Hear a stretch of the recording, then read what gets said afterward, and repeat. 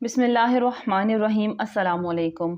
22 مئی 1974 کو نشتر medical college Multan کے کم و بیش 100 طلباء اسلامی جمعیت طلباء کے منتخب یونین صدر ارباب عالم کے ہمراہ شمالی علاقہ جات کی سیر کے لیے چناب ایکسپریس کے ذریعے ملتان سے پشاور جا رہے تھے۔ ربوہ اسٹیشن پر رکی تو حسب معمول قادیانی نوجوان نے قادیانیت کا لٹریچر تقسیم کرنا شروع کر دیا، لیکن آج مسافروں کا رد عمل مختلف تھا۔ طلباء نے لٹریچر پھاڑ دیا اور ختم نبوت زندہ باد اور رہبر و رہنما مصطفیٰ صلی اللہ علیہ وسلم کے نعرے لگائے۔ یعنی سلطنت میں طلباء کے نعروں نے طوفان برپا کر دیا۔ ٹرین تو اپنے وقت مقررہ پر روانہ ہو گئی، لیکن مرزائی بدلہ لینے کے لیے غور و فکر کرنے لگے۔ 29 مئی کو واپسی پر ربوہ سے پہلے نشتر آباد کے اسٹیشن پر طلباء کے ڈبے پر نشان لگا دیے گئے۔ ربوہ اسٹیشن پر مسلح قادیانی تیار بیٹھے تھے۔ طلباء نے دروازے اور کھڑکیاں بند کر لی، لیکن ٹرین کے دروازے توڑ کر طلباء کو گھسیٹ کر باہر نکالا گیا۔ عینی شاہدین کے مطابق حملہ کرنے والوں کی تعداد کم از کم 500 تھی۔ وہ چمڑے کے پٹیوں، آہنی پائپوں، لاٹھیوں اور ہاکیوں سے مسلح تھے۔ نہتے طلباء پر وحشیانہ تشدد تھا۔ طلباء کی آہیں اور سسکیاں تھیں۔ پلیٹ فارم پر ہر طرف خون ہی خون تھا۔ احمدیت زندہ باد اور مرزا غلام احمد زندہ باد کے نعرے تھے۔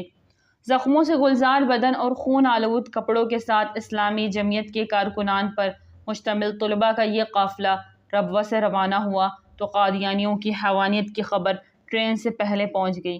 فیصل آباد اسٹیشن پر عوام کا جم غفیر، مجلس تحفظ ختم نبوت کے رہنما حضرت مولانا تاج محمود اور دیگر زعما بھی طلباء کے استقبال کے لیے موجود تھے۔ طلباء کی حالت دیکھ کر لوگ فرط جذبات سے رونے لگے۔ پلیٹ فارم پر ہی فرسٹ ایڈ کا انتظام کیا گیا۔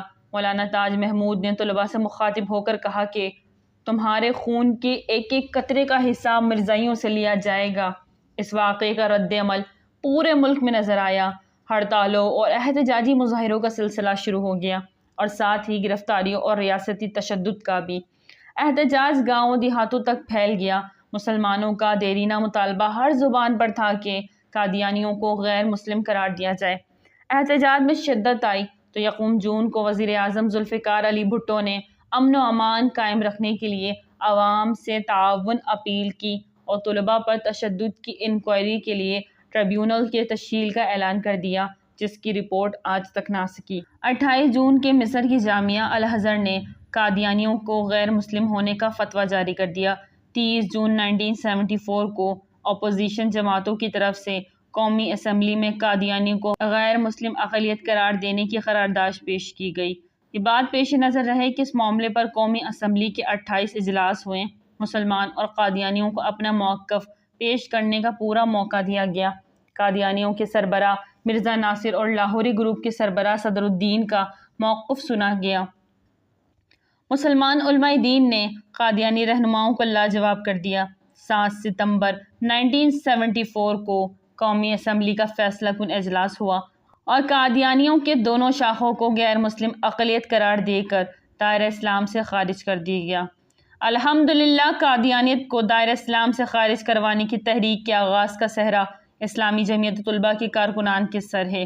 ناظرین، ویڈیو اچھی لگے تو لائک کریں، چینل کو سبسکرائب کریں اور ایک بار درود پاک ضرور پڑھیں۔ جزاک اللہ۔ السلام علیکم۔